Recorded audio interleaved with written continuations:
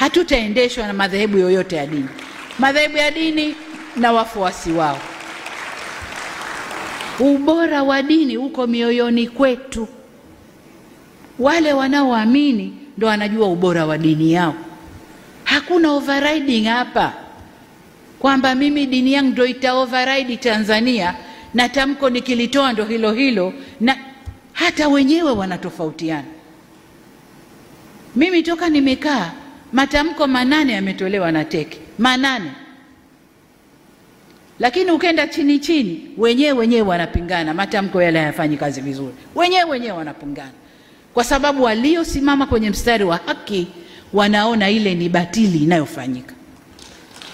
Kwa hiyo waliosimama kwenye mstari wa haki hawaungani nao, wanaona ni batili iliyofanyika. Kwa niseme kwamba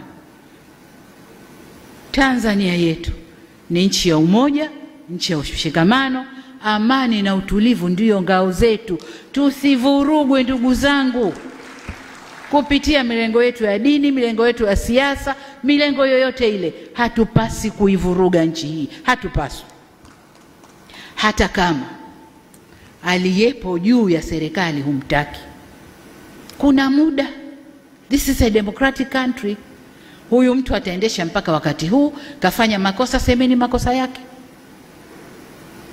Kosa la serikali ya awamu ya 6 kueneza huduma bora za afya Tanzania, hilo kosa letu. Kosa letu kueneza huduma bora, mashule mazuri mpaka kule vijiji, hilo kosa letu. Kosa letu kukuza uchumi wa Tanzania ukakuwa mpaka tukasifiwa duniani, hilo kosa letu. Kosa letu ni kufanya Tanzania iwe nchi ya salama, ikalike na watu wafurahi, hilo ndo kosa letu. Kosa letu ni nini?